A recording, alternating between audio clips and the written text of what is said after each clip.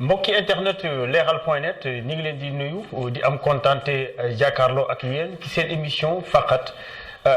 faqat bii di première numéro bi tey nag ñu nar a waxtaane combat bi dox ci diggante kii di Balla Gaye 2 ak Gris Bordeaux mu nekk Fass ak Guédiawaye mu nekk combat bu doy waar boo xamante ni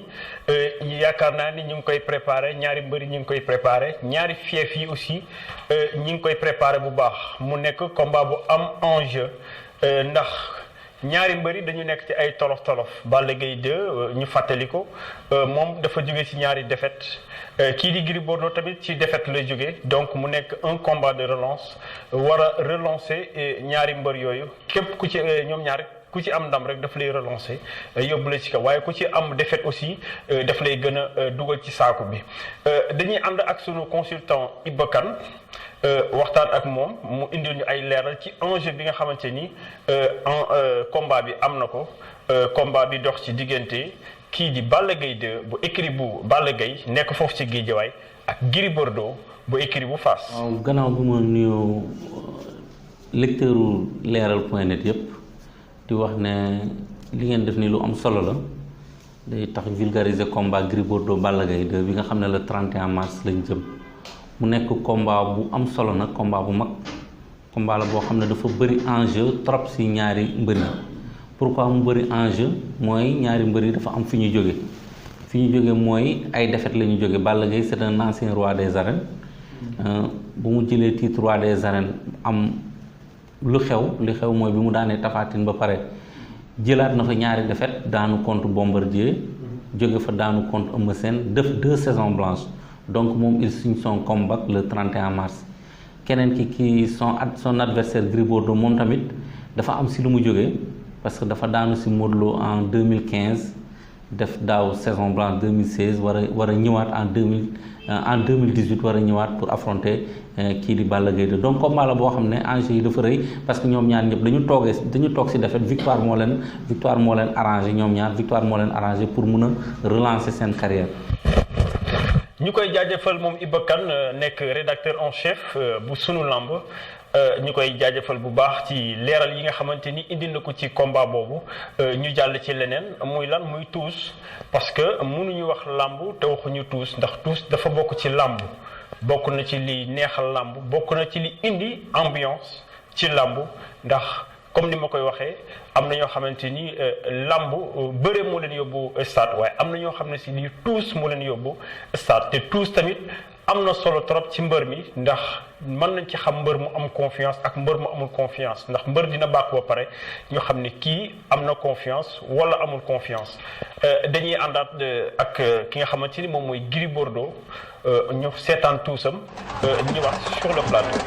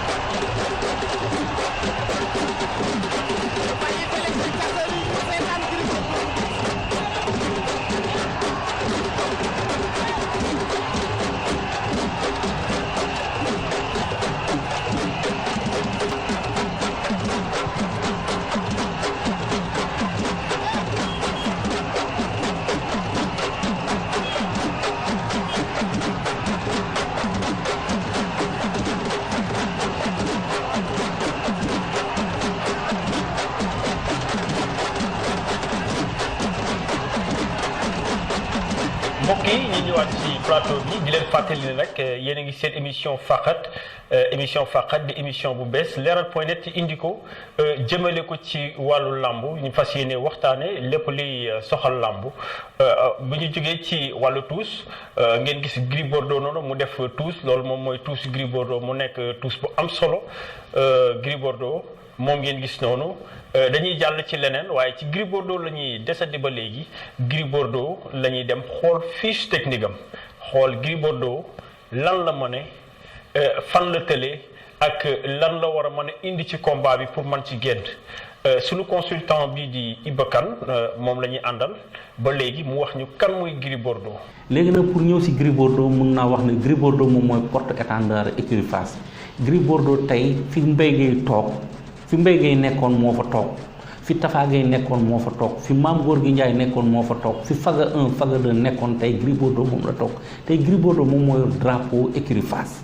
donc loolu sas bu mag la parce que yor drapeau écurie Fass nekkul lu yomb parce que écurie Fass ñi fa jaar tey bu ñuy wax làmb Fass moo tax ñuy wax làmb am na ñu dem bay ne Fass mooy université làmb parce que li ñu def ci biir làmb dafa bari donc moo tax Gris Bordeaux de porte drapeau bi mu yor daf ko war a yëkkatiwaat ci kaw te pour mu yëkkati ko ci kaw il faut que ça passe par des victoires te victoire éclatante la war a am contre Balla Gaye 2 le 31 mars prochain moo tax ma ne leen moom dafa am sas Gris Bordeaux nag mbër la moo xam ne mu ngi ñëw ci arène bi en 1997 le 27 décembre 1997 la njëkk takk ngeen mu bëre en lutte avec frappe depuis boobu nag mu ngi ciy def jaloore parce que Gris Bordeaux booy xool 37 ans la am mu ngi am 37 ans il mesure 1m80 il pèse 120 kilos donc mbër la moo xam ne booy xool am na kattan mbër la moo xam ne am na jaar-jaar am na passé mbër la moo xam ne tamit lu mu mën dafa bari mbër la moo xam ne dafay rañaan donc point fort Gris Bordeaux mooy rañaan il est très fort en rañaan peut-être jamono yi la bàyyi rañaan bi mais Gris Bordeaux boo ko seetaanee kon combat contre Antoine Bakhoum nga seetaan mu mooy njëkk daan Eumeu Sène stadium Iba Mar Diop si gazon bi rañaan la ko daanee bu muy daan ndem si yàlla Tyson Junior bi nga xam ne tey le 19 mars 2018 tey la am 8 ans si suuf parce que mu ngi génn àdduna le 19 mars 2010 benn aljuma tey la am 8 ans maa ngi profité di ko ñaanal yàlla na ko yàlla xare àjjana kooku daf ko daan si rañaan mu jóge foofu daan Lac de Guiers 2 si rañaan donc mbër la moo xam ne rañaankat la mbër la moo xam ne si point fort am mooy tamit c'est un fin bagarreur Gris Bordeaux il est le seul lutteur boo xam ne moo njëkk andi protège dans si arène bi parce que moom dafa xam luy solo coup ci biir làmb il s'est préparé très tôt au coup te mbër la moo xam ne dafa mën a dóor dafa xam fi muy dóor nekkul ne comme mbër yi nga xam ne dañuy nekk di laaw wala di xeexu mbedd Gris Bordeaux du xeexu mbedd Gris Bordeaux dóoram dafay am toujours def toujours dégâts on l'a vu contre Bombardier bu mu koy déséquilibré au mois de juillet 2007 fële ci stade Demba Diop donc moment yoo xam ne dafa wane bagaar mbër la moo xam ne bagaaram dafa ñor te bu bagaar ak Balla Gaye 2 mën na ci am dara donc combat la boo xam ne bagaar bi bés bu ci bagaaree mën na ci am dara te xam naa ne moom il va privilégier la bagaar pour mun a am ndam ci biir kii di Balla Gaye 2 donc combat la boo xam ne daal bagaar bi dina ko ci dimbali trop pour mu nga xam ne dina mën a am tey 12e victoire tey ci carrière am parce que Gris Bordeaux ci palmarès am 11 victoire la am fi 8 défaites te 8 défaites nag yaakaar naa mbër bu toll ni comme Gris Bordeaux défaite am yow dafa war a jeex 8 défaites la am ak 2 combats yoo xam ne sanctionné par des sans verdict Gris Bordeaux point faible am nag moom ci yaakaar naa Sénégal yépp xam nañ ko il est faible des pieds yi moom booy xool contre Yékini bu muy bëre titre roi des arènes Yékini da ko fàqat mu rëpp mu jóge foofu mu dem contre Baboy stade Léopold Senghor foofu tamit dafa rëpp mu jóge foofu contre Modou Lo dafa rëpp même contre Eumeu Sène boo di xeex seen combat boobu revanche boobu en 2013 fii au stade Demba Diop combat bi rëpp na si lu bëri yoon peut-être Eumeu Sène exploité wu rëpp boobu donc mbër la moo xam ne dafay rëpp te dernièrement contre Modou Lo tamit gis nañ si dafa rëpp donc mbër la moo xam ne il est faible des pieds te xam naa ne adversaire am dina jouer si loolu parce que adversaire am bërikat la te bërikat boo koy bëri moom da nga koy xañ sa bopp mooy nga andil ko lu metti andil ko bagaar bu metti bu ko andilee bagaar mun na si am dara mais point fort Balla Gris Bordeaux daal xam naa ne c'est la bagaar mais tamit ses points faibles mooy ce sont ses pieds. ñu koy jaajëfal ba tey moom Iba Kane l'infatigable sunu consultant boobu nga xamante ni du tay ñu ngi koy jaajëfal bu baax a baax ci leeral yooyu nga xamante ni indi na ko ci kii di Gris Bordeaux. Gris Bordeaux bokk ci écurie bu Fass écurie bu mag ndax yaakaar naa ni làmb ji kenn mënut wax làmb Sénégal te doo tudd écurie Fass ndax écurie bu yàgg la ki nga xamante ni moom mooy Moustapha Gueye foofu la jaar ki nga xamante ni moom mooy Mame Gorgui Ndiaye foofu la jaar Faga 1 ak Faga 2 ak ki nga xamante ni moom mooy Mbaye Gueye le Tigre de Fass moom tamit foofu la jógee donc écurie bu mag la bu am solo ci làmb fii ci Sénégal donc comme ni ma ko waxee mënuñu tudd làmb fii ci Sénégal te doo tudd écurie bu Fass Gris Bordeaux foofu la bokk bu ñu jógee foofu mbokk yi dañuy dem seetaani tuusu Balla Gaye 2 Balla Gaye 2 bokk ci écurie bu Balla Gaye fële ca Géejawaay nga moom tamit muy def tuus bu am solo ci làmb moom tamit bokk na ci ñi révolutionné tous ci làmb ci arène bi donc moom mu indi ay fecc yu bees ay chorégraphie yu bees yi lépp mu nice defar làmb ba mu rafet loolu bokk na ci li nga xamante ni tous maanaam bàkk indi ci làmb donc Balla Gaye 2 la ñuy ànd seetaan tuusam ñëwaat sur le plateau.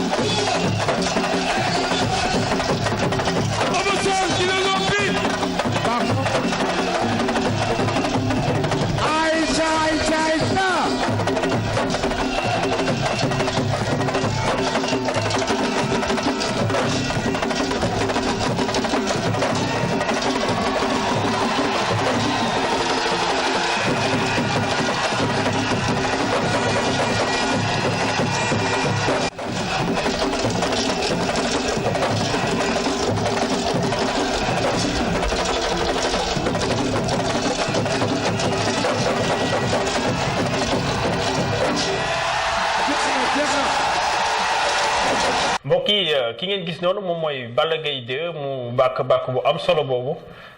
comme ni ma koy waxee rek bàkk bokk na ci làmb bokk na ci li nga xamante ni moom mooy taaral làmb Balla Gaye 2 ngeen gis noonu mu doon bàkk ñu jàll ci leneen waaye ci Balla Gaye la ñuy desandi ba léegi ànd ak suñu consultant Iba Kane bu sunu làmb mu wax ñu kan mooy Balla Gaye comme ni ñu ko defee ci ki nga xamante ni moom mooy adversaire am di Gris Bordeaux mu wax ñu lan la Balla Gaye man lan la tële ak lan la war a mën a indi ci combat bi nga xamante ni moom moo dox ci digganteem ak Gris Bordeaux di am le 31 mars 2018 fële ci stade Léopold Sédar Senghor Iba Kane la ñu àndal mu wax ñu kan mooy Balla Gaye 2. waaw Balla Gaye 2 nag moom il est né en 1986 la juddu 1986 ak léegi je pense que on est en 2018 32 ans la am mbër la moo xam ne moom tamit doomu mbër la. donc moom tamit dafa yor drapeau Double Less parce que Double Less moom lañ doon woowee le seigneur des arènes parce que ak li mu def parce que il a disputé si palmarèsam yaakaar naa amul ku mu daanul fii si Sénégal mbër la moo xam ne vraiment marqué na arène sénégalaise kii di Double Less yàlla di def àdduna di dox ba nga xam ne mu andi ñaari doomam placé leen ñuy bëre kenn ki mooy Sa Thiès kenn ki mooy Balla Gaye 2 donc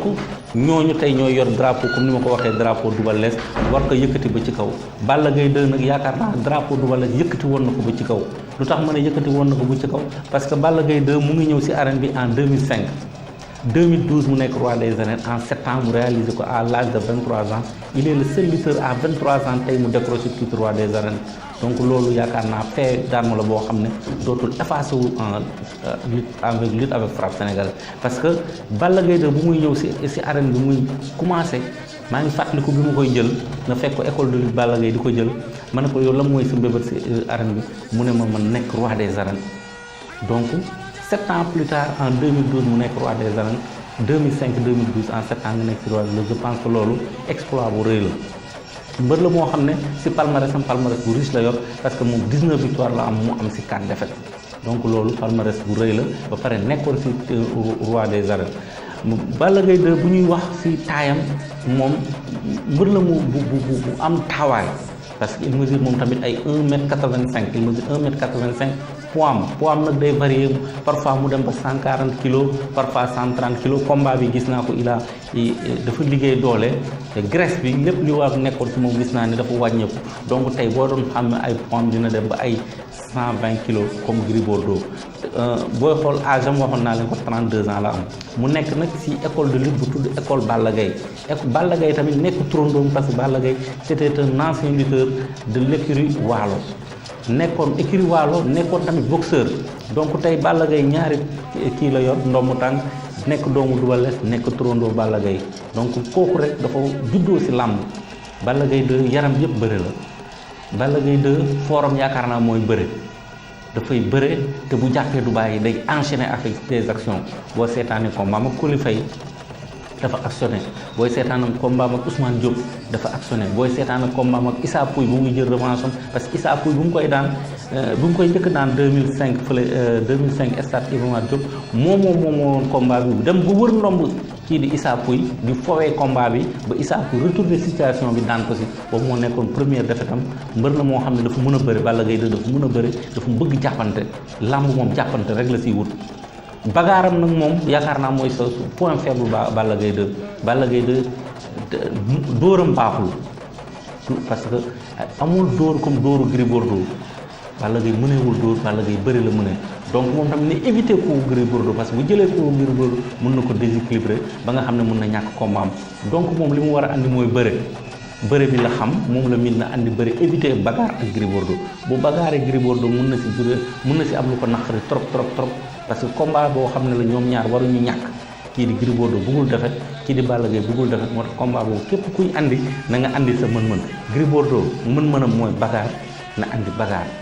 di Balla Gaye 2 jàppante la bëgg na andi jàppante def bëre bi pour mun si am ndam keneen ku si bàyyi sa yoon nag di nga si am defet mbokk yi kooku mooy Balla Gaye 2 ngeen gis fiche technique am noonu palmarèsam lépp ki nga xamante ni moom mooy sunu consultant lim ñu wax ci Balla Gaye 2 bokk na ci mbër yi gën a xarañ ci làmb ji muy Balla Gaye 2 bu ñu jógee foofu mbokk yi dañuy desandi parce que émission bi dañ ko def émission spéciale pour le combat bi dox ci diggante Gris Bordeaux ak Balla Gaye 2 ba tax na kii di suñu consultant defal nañu jàngat bu am solo ci combat boobu muy la clé du combat ñaari mbër yi naka lañu mën a def ba génn ci combat bi ndax combat de stratégie la combat bu bëri ay bagage la parce que ñaari mbëri ñoo demee noonu comme ni ma ko waxee ci njalbeen ba dafa nekk combat boo xam ne ñaari mbëri dañu nekk ci ay tolof ku nekk bëgg a jugaat Gris Bordeaux dafa nekk ci ay tolof parce que ci ay défaite la jógee kii di Balla Gaye 2 aussi dafa nekk ci ay tolof parce que ci ay défaite la jógee donc mu nekk combat de relance combat boo xamante ni ñaari mbër yi ku ci juum di nga daanu te boo daanoo da ngay gën a dugg ci saaku bi waaye ku ci daan dina la am fu mu la yóbbu mooy fan di nga gën a yéeg ci kaw di nga génn ci tolof yi nga xamante ni ci nga nekk maanaam wala wutali kaw am yeneen adversaire parce que lamb ji comme ni nga wax ubbeeku na am na xale yi ñi ngi yéeg bu baax a baax ku ci mel ne Ama Baldé ku ci mel ne Boy Niang ñoom ñëpp ay xale lañ te ñi ngi ci suuf ñi ngi ñëw ñi ngi nekk ñu ci suuf sax ñi ngi ci diggante bi instant bi leen dese pour ñu yéeg ci kaw bariwul donc lamb ji ubbeeku na ñaari mbër yi nag kenn dañuy dem ci kaw kenn day dem ci kaw wala rek ñu wàcc wala rek kenn wàcc donc mu nekk loo xamante ni lu am solo la combat bu am solo la combat bu am enjeu la sunu consultant Iba Kane laaj nañ ko ci li nga xamante ni moom mooy la clé du combat maanaam combat bi lan lañ mën a ñaari mbëri naka lañ mën a def pour am ci ndam mu nekk Gris Bordeaux que mu nekk Balla Gaye 2 Iba Kane la clé du combat. combat bi moom yaakaar naa clé bi sax man dama koy jox waxu arbitrage man damay ñëw si arbitrage parce que combat la boo xam ne il faut que arbitre bi vigilant parce que pourquoi muy vigilant bu bagaar bi éclaté rek combat bi mun na yàqoo sax par décision médicale parce que Gris Bordeaux mun na gaañ Balla Gaye 2 su nekkee bagaar Balla Gaye 2 dafa ñëw nangu bagaar ak Gris Bordeaux donc foofu décision médicale sax mun na fa am parce que mën na jël coup boo xam ne tey mën na ko nàccal te xam nga période seddaay lañ nekk stade Iba Mar Diop dafa sedd dinañ jéem a téye hémorragie bi mooy duñ ko mën a téye ba nga xam ne mën na ñàkk sax combat bi Gris Bordeaux gagné ko par décision médicale donc loolu yëpp war nañ ko sóoraale clé combat bi yaakaar naa comme ni mu ko waxee woon sànq rek bëre bi daal si laa gis ne si lay terminé Gris Bordeaux nag dina ñëw pour wut xeex mais dama yaakaar ne si li ma jàpp daal combat bi si bëri lay mujjee si jàppante bëri ñoom ñaar ñu bëri bu boobaa nag ku nekk dina xam kan moo mën sa morom mais man daal si bëri laa gën a gisee combat bi jeexee parce que Gris Bordeaux quoi qu'on dise teewoon naa la bagarreur la mais tamit reñaankat la te xam naa ne bu ñu jàppante Balla Gaye de Gris Bordeaux jàppante rek yaakaar naa ne nañ assister combat bu neex a neex. waaw ci mukaay moom actuellement Balla Gaye de il s'est barricadé Balla Gaye de amoon na ñu ko doon jàppale contre Yékini mais dernier combat ak Eumeu Sène dafa am ñu bëri ñu si nekkoon peut-être dem moo ngi jéem a reconstruire nag ba nga xam ne ñooñu ñëpp ñëwaat boo xool jamono ñi waa Géejawaay yi ñoom ñëpp ñu ngi nekk benn bloc pour mën a jéem a jàppale Balla Gaye de Aziz Ndiaye gis nga ko mu def benn sortie nee na waa fils de Géejawaay yëpp fépp fu marabu bu baax nekk nañ fa dem pour ut ko pour jéem a daan Gris Bordeaux avec la manière yaakaar naa Fass tamit du ñu toog parce que ku xam Gris Bordeaux xam kiiwu séeréer la yor parce que boo demee booru ciki village séeréer yi yaakaar naa moom fa lay jëlee ay bagages am andi yaakaar naa sur le côté mystique moom ñaari mbëri kenn du si bàyyi dara bien que Balla Gaye 2 dina puiser aussi côté soose yi au niveau de la Casamance dina puiser au niveau du Waalo ainsi de suite mais combat la boo xam ne mystiquement yaakaaruma ñu jàpp si mbër parce que combat bi presque ça fait 1 an ñu taxawal ko kon ñaari mbëri sur le plan mystique dañu war a taxaw li ñu leen di xaar vraiment mooy ñu bëri ba régaler les sénégalais sur le plan ba nga xam ne pour mun a dekkalaat làmb parce que sénégalais yi ñoo namm Gris Bordeaux sénégalais yi ñoo namm kii di Balla Gaye waa yaakaar naa combat boobu nag combat amateur yi la sax combat bu du bëri coow du am violence parce que waa Fass Gris Bordeaux ak fansam yu ma xam ak Balla Gaye de fansam yu ma xam yaakaar naa dinañu jéem a sauver bés boobu parce que Modou Lo Lac de Guiers 2 jàll na fi ak jàmm Ama Baldé ak Papa Sow jaar na fi ak jàmm kii di Sa Thiès ak Boy Niang 2 jaar na fi ak jàmm amul benn violent donc ñoom ñaar ñu ngi leen di xaar parce que stade Léopold Senghor stade football la football bi ñooñu ko ubbil pour ñu bëre fa donc la preuve même génération foot bi ñu leen di gagné barki démb contre Oroya l'entraîneur génération foot mu ngi fustigé tuuti ne ñoo ngi ubbil lamb ji kii di lutteurs yi ñoom ñoo xaw a kii gazon bi donc loolu rek war na tax tey ñaari acteurs yi nga xam ne ay mbër kaamel lañu Balla Gaye 2 c'est un ancien roi des arènes Gris Bordeaux c'est le porte-étendard de l'écurie Fass yaakaar naa fair play ak sportivité ñoom ñaar la ñu war a wone ba nga xam ne du am répercussion ci gradin yi seen supporters yi mun ko gis combat la boo xam ne daal dañ leen di xaar ñoom ñaar ñu wane fa bëre wane fa fulla wane fa jom que le meilleur gagne. yéen a ngi ci seen émission Faqat ci leeral.net ñu ñëw ci le mot Faqat parce que lu ñu war a faram-fàcce la Faqat di benn clé ci làmb. mu nekk clé bu doy waar clé bu am solo tamit ci làmb mbër mën ko utiliser pour mën a daan adversaire am mu nekk clé boo xam ne si ni clé bu yàgg la Faqat Iba Kane tamit dañuy ànd ak moom rek ndax suñu consultant boobu comme ni mu koy waxee rek du tàyyi du sonn ci lépp lu soxal làmb donc moom la ñuy àndal mu faram fàcceel ñu lan mooy Faqat lan moo indi baat boobu ak lan lay représenté ci làmb lan lay représenté mu faram fàcceel ñu Faqat ndax tur bu am solo la ci làmb tur bu rëy la clé la boo xam ne si nii clé bu doy waar la ci làmb ba tax na moom la ñu tuddee émission bi muy Faqat Iba Kane mu décortiquer ñu li nga xamante ni moom mooy Faqat. waaw Faqat moom. làmb faqat la tey boo demoon si làmb lan lañ la njëkk kii xanaa du faqat mbër bi boo jàppee rek da nga war a faqat donc faqat si clé la yoo xam ne dafa am solo si làmb école yi nañuy jàngal xale yi nan la ñuy defee faqat anciens lutteurs yi nañuy jàngal seen espoir yi lan mooy faqat won leen ni clé wu faqat lan la donc kiiw faqat bi ngeen jël daal titre bu ma neex la parce que làmb faqat kese la. kon mbokk yi mi ngi noonu seen émission Faqat la woon jeex na. di jaajëfal sunu consultant Iba Kane di rédacteur en chef bu sunu làmb ñu ngi koy jaajëfal bu baax ci leeral yi nga xamante ni indil nañu ko ci combat bi dox ci diggante Gris Bordeaux ak Balla Gaye di la am le 31 samedi le 31 mars 2018 foofu ci stade Léopold Sédar Senghor waaye di jaajëfal aussi bu baax a baax le caméraman